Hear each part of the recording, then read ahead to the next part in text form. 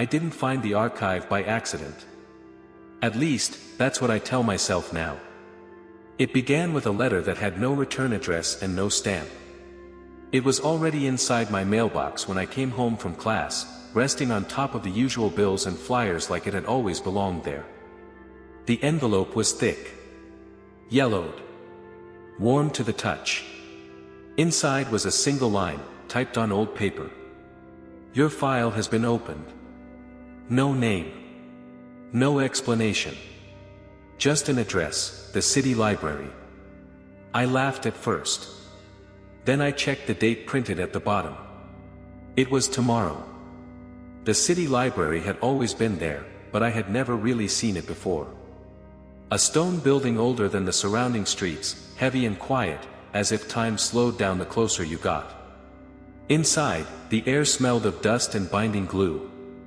Every sound echoed just a little too long. I approached the main desk. I'm looking for an archive, I said, unsure why I used that word. The librarian didn't look surprised. Downstairs, she replied.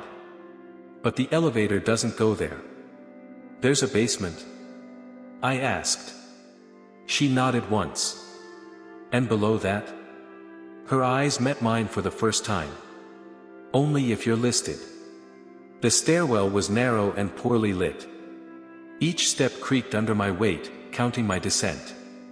The first basement was ordinary, storage rooms, old shelves, broken chairs stacked against the walls. But at the far end, there was another door. No sign. No handle. Just a black plaque with a number carved into it. -2. I don't remember opening the door. I remember standing on the other side. The second basement was not dark. It was organized. Rows of metal shelves stretched farther than I could see, filled with gray folders. Each one labeled. Each one thick. A man stood at the end of the aisle, waiting. He wore a plain jacket and thin glasses. He looked like someone who had spent his life indoors, surrounded by paper instead of people. You're early, he said. For what? I asked. He smiled faintly. For the moment you realize this isn't about the past. He walked past me, running his fingers along the folders. These, he said, are lives that were never lived. He pulled one file from the shelf and handed it to me. On the cover was my name. Ethan Moore. My hands began to shake. That's impossible, I said. I'm alive. Yes, he replied. This is who you could have been. I opened the folder. Inside were photographs I had never taken. Places I had never been. A woman I almost recognized. Moments that felt familiar in the same way dreams do, intimate, but unreachable. When does this stop? I whispered. The man looked at me carefully. When you stop making choices, he said. Or when the archive finishes copying you. The man didn't ask me to sit. He didn't ask me anything at all. He simply waited while I stood there, holding the folder with my name on it, feeling its weight as if it were heavier than paper should be. I closed it without looking further. You said these lives were never lived, I said. But this, I lifted the folder slightly, this feels unfinished. That's because it is, he replied. He took the folder from my hands and slid it back into the shelf, but not where he'd taken it from. He placed it a few inches to the right, among a row marked with a thin red line. These, he said, tapping the shelf, are active files. What does that mean? It means the subject is still alive, he said calmly. Still choosing. Still diverging. I followed him down the aisle. The shelves seemed endless now, repeating themselves in perfect order, like a thought you can't escape once it starts. Some folders were thin. Others bulged as if they were struggling to stay closed. Why are some bigger? I asked. More potential, he answered. More moments where a different decision could have been made. He stopped at one shelf and pulled out another file. Claire Donovan. I recognized the name instantly. She had been in my freshman philosophy class. We'd talked twice. Once about a book neither of us had finished. Once about why people regret things more at night. I had never told anyone her name. "You don't have permission to keep this," I said. The man looked at me, genuinely curious. "Permission from whom?" he asked. He opened the folder. Inside were images that made my stomach tighten. Claire standing in a kitchen I didn't recognize, older, tired, holding a child with my eyes. Claire alone on a train platform, crying, her phone crushed in her hand. Claire in a hospital bed, staring at the ceiling as if she were counting something invisible. "These are possibilities," he said. "Not predictions." "But you're watching them," I said. "Recording them?" "Yes." "Why?" He closed the folder gently. "Because unfinished lives tend to circle back," he said. "And when they do, they create instability." "Instability where?" He looked around the archive. "Here," he said. "And eventually, out there." I asked him how long the archive had existed. He thought for a moment. "As long as people have had choices they were afraid to make," he said. We passed a shelf where several folders were marked differently. Not names. Not dates. Just a single word stamped in black. Reclaimed. "What happens to them?" I asked. "They returned," he said. "Returned where?" "To the version of their life they abandoned," he replied. "At least for a while." "For a while?" "They never stay," he said. "Living someone else's life has consequences." I stopped walking. "You said my file was active," I said. "What happens when it isn't?" He turned to face me. "Then it's complete," he said. "And placed where it belongs." "Which is?" He gestured vaguely toward the deeper shelves, where the light seemed dimmer. "With the others," he said. "The ones who stopped choosing." The word settled into me slowly, like dust. "I didn't know I was giving anything up," I said.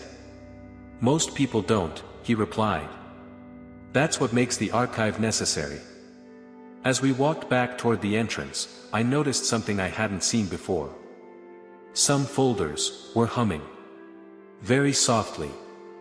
Like electricity. "What's in those?" I asked. The man didn't answer right away. "Lives that are trying to come back," he said finally. I began to hear it once I stopped trying not to. A low, uneven sound, barely noticeable at first. Like paper shifting in a closed room. Like breath held too long and then released very slowly. The man noticed me listening. "You hear them now," he said. "Hear what?" "The pressure," he replied. "Unlived lives don't like staying still." He led me deeper into the archive, past the shelves marked with red lines, into a section where the metal racks were older, darker, and slightly bent, as if they had been forced to hold more weight than they were designed for. Here, the folders were not neatly aligned. Some leaned forward. Some were pushed back. A few lay on their sides, as if they had fallen and no one had bothered to put them back. I reached toward one without thinking. The moment my fingers brushed the edge of the folder, it twitched. I pulled my hand back sharply. "That one is unstable," the man said. "It's been active for too long." "What does unstable mean?" I asked. "It means the subject keeps revisiting the same moment," he said. "The same decision. Over and over. Each time imagining a different outcome. And that causes this." I gestured at the moving shelves. "It causes accumulation," he replied. "Pressure builds when too many possible lives try to occupy the same space." He opened the folder carefully. Inside were photographs that didn't stay still. They shifted slightly, like images reflected in disturbed water. A man standing at a doorway, hand raised to knock, then lowering it. The same man walking away. The same man turning back again. The moment repeated, rearranged endlessly. He never chose, the man said. So the archive chose for him. And what happened? I asked. The man closed the folder. He stopped being able to tell which version of himself was real, he said. That's usually when we intervene. He gave me a long look. Not everyone who works here is alive, he said. The words landed heavily. You mean? I mean, he interrupted gently, that some of us are here because we ran out of choices. We reached a wide open area where the shelves formed a rough circle. In the center stood a long table covered with open files. Lamps hung above it, casting warm pools of light that didn't quite reach the corners of the room. This is where reclamations are prepared, he said. On the table lay dozens of folders, all open to different pages.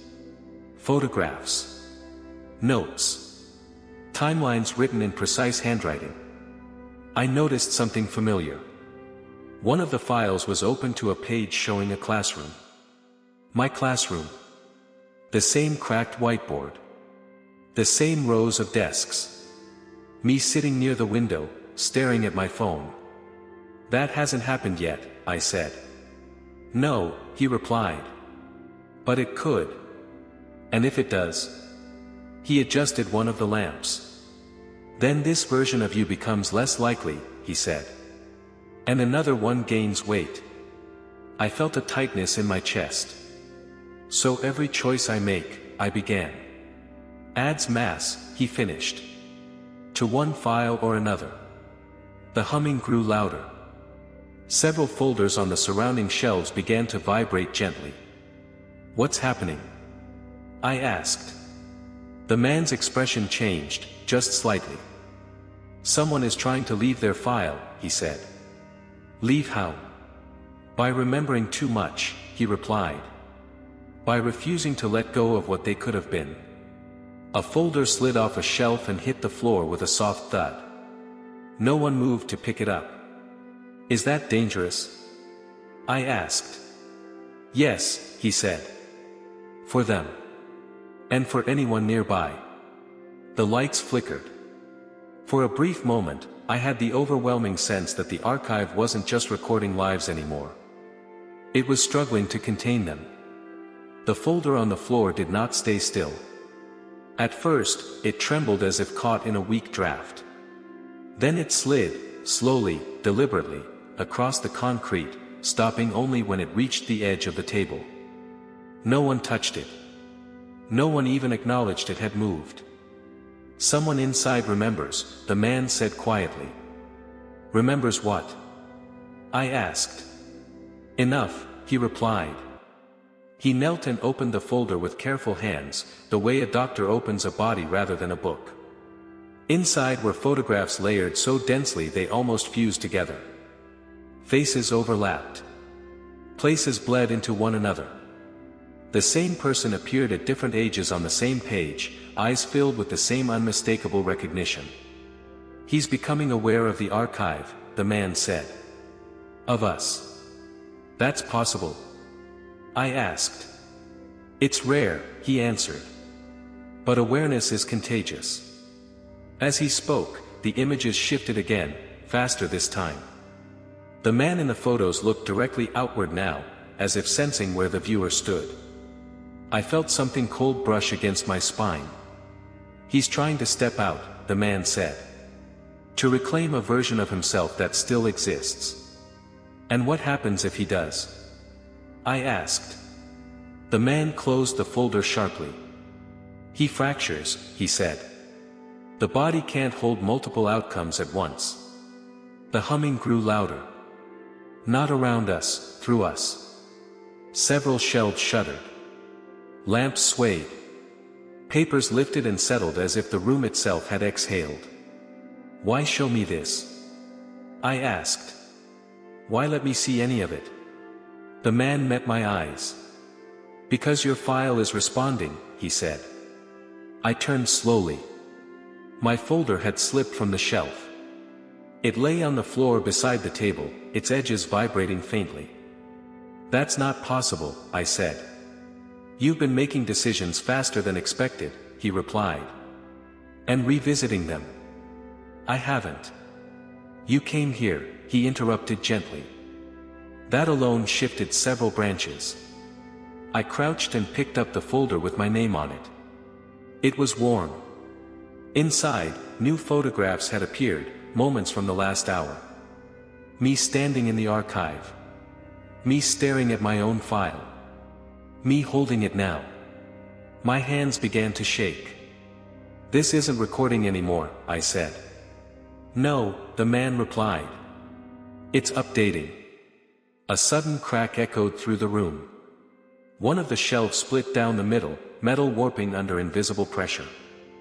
Dozens of folders spilled out, scattering across the floor like fallen birds. From somewhere deeper in the archive came a sound I couldn't place. Not a voice. Not quite. It's starting, the man said. We waited too long. What's starting? I asked. He didn't answer immediately. Instead, he placed a hand on my shoulder. You're going to remember things that never happened, he said. When you do, don't follow them. And if I already am? I whispered. He looked at my folder again. Then you're already closer to the exit than you think, he said. The lights went out. Not all at once, but section by section, like a city shutting down after a blackout warning. In the darkness, I heard pages turning. Thousands of them. When the lights came back on, the archive was no longer symmetrical. Shelves leaned at slight angles. The neat geometry that had once made the place feel controlled was broken, as if the room itself had shifted its weight. Some folders lay open on the floor, their pages fluttering slowly even though there was no wind. The man was gone. I stood alone in the dim light of a single lamp that still worked above the central table. My folder rested there, open, as if placed deliberately. I took a step back. Then I heard breathing. Not close. Not far. Measured. Careful. A figure emerged from between the shelves. He was barefoot. His clothes didn't match any single time period: modern jacket, old-fashioned shirt, shoes that looked like they'd been abandoned halfway through being put on. His eyes moved too quickly, as if they were trying to keep up with several versions of the room at once. You can see me, he said. It wasn't a question. Yes, I replied. He exhaled, almost laughing. Good, he said. That means I'm still holding. Holding what? I asked. Myself, he said. He looked at the shelves with open hostility. I was supposed to stay there, he continued. I wasn't meant to remember. Remember what? Everything I didn't do, he said. All at once. He stepped closer. As he moved, the air around him rippled slightly, like heat above asphalt. I found my file, he said. Just like you did. Only mine had been complete for a long time. Complete? I asked. Yes, he said. They decided I was done choosing. He touched his chest, frowning. But I wasn't. I asked him how he got out. He smiled, and for a moment his face looked much younger. I stayed awake, he said. Inside the file. I kept replaying the same moments until the archive couldn't tell which one I belonged to anymore. That sounds dangerous, I said. It is, he agreed. That's why they don't want anyone to know it's possible. The lamp flickered. From somewhere deeper in the archive, I heard footsteps. They'll notice me soon, he said. They always do. Who? I asked. The custodians, he replied. The ones who aren't alive enough to leave, and not archived enough to stay. He looked at my open folder on the table. Yours is still warm, he said. That's rare. I don't want to be here, I said. No one does, he replied. That's not the point. He leaned in, lowering his voice. The point is this: once you know the archive exists, you start creating echoes. Every decision you make from now on will knock against versions of yourself you'll never meet. Footsteps grew closer. "They're coming," he said. "You have to decide something. Right now." "What?" I asked. "Whether you want to finish your file," he said. "Or ruin it." Before I could ask what ruining it meant, the shelves behind him began to straighten themselves, metal groaning as if pulled by unseen hands. The order was returning. The man stepped back. "If you ever feel like you're remembering a life that isn't yours," he said, "it probably is." Then he ran. Not toward the exit. Deeper into the archive. The shelves closed behind him like water. My folder snapped shut on the table. On its cover, a new stamp had appeared. The custodians arrived without sound. One moment the aisle behind me was empty. The next, it wasn't. They didn't walk the way people do. There was no rhythm to their steps, no shift of weight. They appeared in positions rather than moving between them, as if the archive simply remembered them into place. There were 3 of them. They looked human only in outline. Faces smooth, almost unfinished. Eyes present, but unfocused, like they were looking at something layered over me rather than at me directly. "You have caused deviation," one of them said. The voice did not come from its mouth. It came from the space around it, like pressure changing in a sealed room. "I didn't do anything," I said. "That statement is inaccurate," another replied. "You observed." The third one stepped closer. I felt it before I saw it, a tightening in my chest, the same sensation you get when you realize someone knows your name before you introduce yourself. "Observation creates mass," it said. "Mass creates instability." They gestured toward the shelves. Folders were slowly sliding back into place, aligning themselves with mechanical precision. The chaos from moments earlier was being erased, corrected, forgotten. "You're erasing him," I said, thinking of the man who had escaped his file. "He will be redistributed," a curator replied. "Fragments will return to viable timelines." "That's not an answer," I said. "It is the only one that maintains balance." They turned their attention to the table. My folder lay there, sealed, the stamp under review faintly pulsing. "You are no longer a visitor," the first curator said. "You are no longer only a subject," the second added. "You are a variable," the third finished. I swallowed. "What does that mean?" "It means your continued autonomy presents risk," they replied in unison. One of them opened my folder. Inside, the pages had multiplied. Timelines branched and overlapped. Decisions I hadn't made yet were already annotated. Moments labeled high divergence, containment required, memory bleed. "You are approaching saturation," the first curator said. "Your awareness is exceeding acceptable thresholds," the second added. "And therefore," the third said softly, "a solution is required." They slid the folder back toward me. "You may choose," they said. I laughed once, short and humorless. "You just said I was losing autonomy," I said. "Now you're offering a choice." "Choice is permitted when it leads to compliance," one replied. They outlined the options calmly, clinically. Option 1, completion. My file would be finalized. The archive would select the most stable version of my life and seal the rest. Memory of divergence would fade. I would return to the surface believing I had simply changed. Option 2, reassignment. I would remain in the archive, not as a record, but as staff. A curator in time. No longer living fully. No longer archived completely. "What's the third option?" I asked. The curators paused. "There is no third option," they said. I thought of the man who had run deeper into the shelves. Of the folders that hummed. Of the lives pressing against their own boundaries. "If I refuse?" I asked. The nearest curator tilted its head slightly. "Refusal is categorized as fragmentation," it said. "And fragmentation is painful." The lights dimmed again, not fully, just enough to remind me where I was. I looked down at my folder. It felt heavier than before. And I realized something then, something the curators hadn't said out loud. The archive didn't just record lives. It corrected them. They didn't rush me. That was the most unsettling part.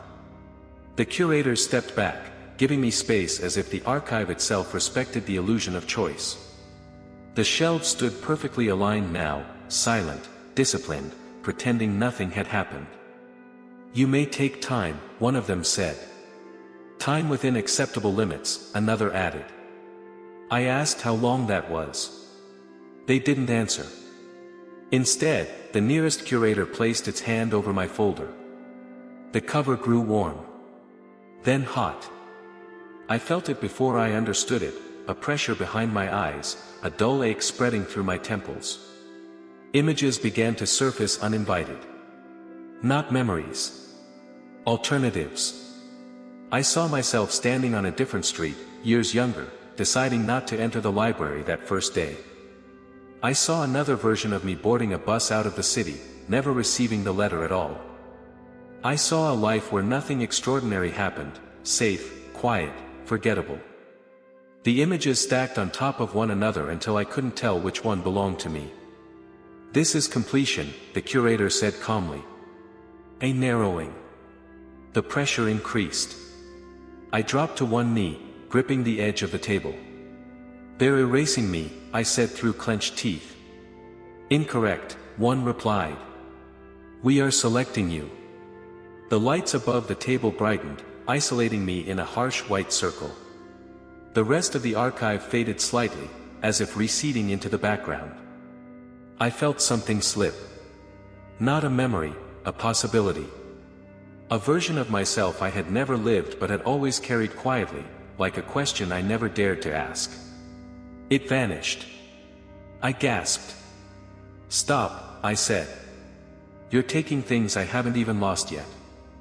"That is the purpose," they answered. "Loss creates stability." I understood then why people returned to the surface calm, changed, unable to explain what was missing. Completion wasn't death. It was reduction. "How many times have you done this?" I asked. The curators didn't hesitate. "Enough," they said. I thought of the man who had escaped his file. Of how his presence bent the air. Of how unstable he had been, and how alive. The pressure increased again. "This process is reversible only before sealing," a curator said. "Afterward, resistance is not possible." My folder lay open now. Pages were turning on their own, settling, aligning. Notes appeared in margins, written in a hand I didn't recognize. Stabilized. Low variance. Memory bleed acceptable. I felt my thoughts slowing, smoothing themselves out. Fear dulled first. Then curiosity. I realized, with sudden clarity, that if I waited another minute, I wouldn't care enough to resist. That was when I made my decision. Not to choose an option, but to interrupt the process. I grabbed the folder and tore it in half. The sound was wrong, too loud, too deep, like tearing fabric soaked in water. The lights exploded into darkness. Shelves screamed. The curators recoiled as if struck. For a single, impossible moment, I felt everything. Every unlived life pressed against me at once. And then, I didn't fall.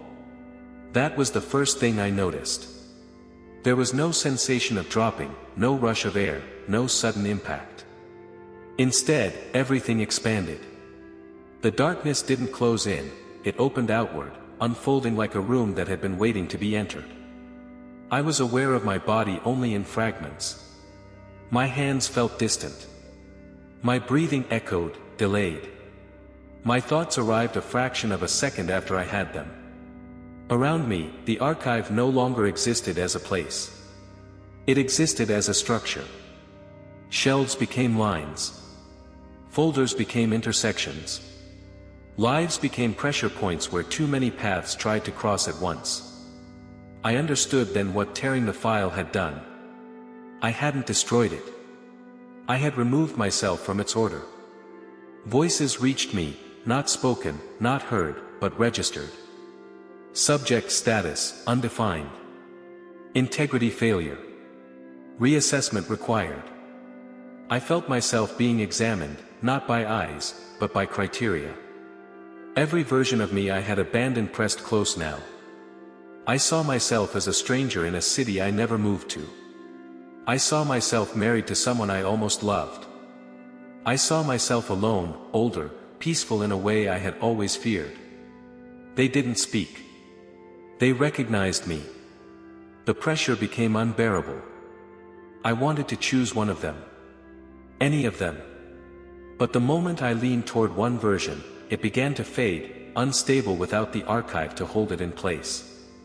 That was when I understood the truth the curators never said aloud. The archive doesn't create unlived lives.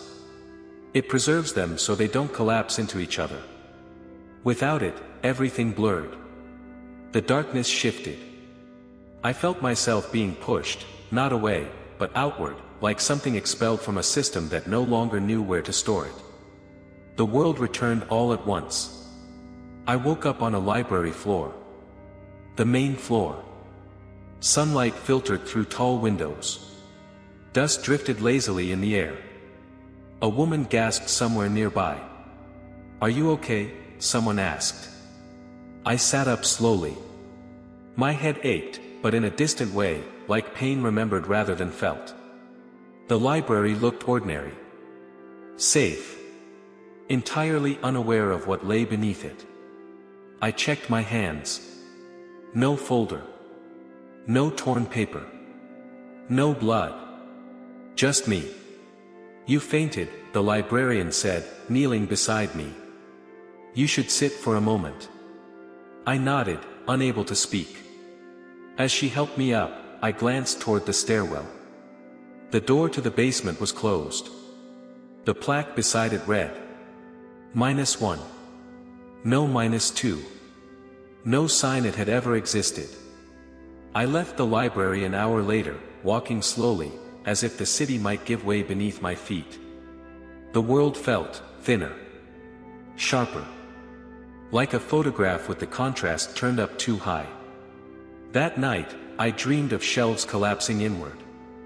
Not breaking, merging.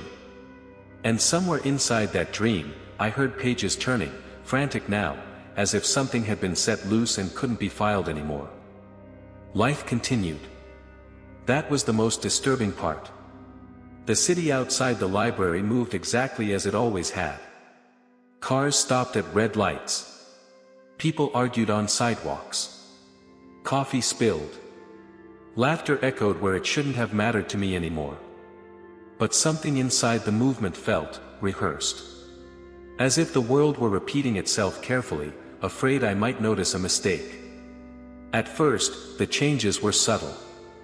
I would remember conversations I never had. I would recognize faces I was sure I'd never met. Sometimes I reached for my phone to check messages that didn't exist, not because I expected them, but because I remembered answering them. Once, while crossing the street, I froze. I knew, with absolute certainty, that in another version of my life, I had been hit by a car right there. The knowledge wasn't emotional. It wasn't frightening. It was factual. Like remembering the capital of a country. I began to keep notes. Dates. Places. Moments where the world felt thinner, where reality hesitated before committing to a shape. I wrote them down because I was afraid that if I didn't, they would start writing themselves. And then the dreams changed. I stopped dreaming as myself. I dreamed as others. A man standing in an unfamiliar kitchen, holding keys he didn't recognize. A woman staring at a mirror, whispering my name. A version of me sitting in the archive, still holding the torn edges of a file, unsure whether to put them back together. I woke up every time with the same sensation. That I had interrupted something that hadn't finished with me. I returned to the library 3 weeks later. Not because I wanted answers. Because something was calling me there. The building looked unchanged. The same stone steps. The same heavy doors. The same quiet insistence that knowledge lived here and nowhere else. I walked to the stairwell without thinking. The plaque still read. -1. But below it, etched faintly into the stone, as if someone had tried to erase it and failed, was another mark. A shallow line. The shape of a 2. I knelt and touched it. The floor was warm. Behind me, I heard pages turning. Slowly. Carefully. Not in the basement. Not below. Inside the walls. Inside the building itself. I understood then that the archive hadn't been destroyed. It had been displaced. And without its structure, the unlived lives didn't disappear. They leaked. Into people. Into choices. Into moments where hesitation lasted a second too long. I left the library without looking back. I don't know how many versions of me are walking the world now, wearing decisions I never made.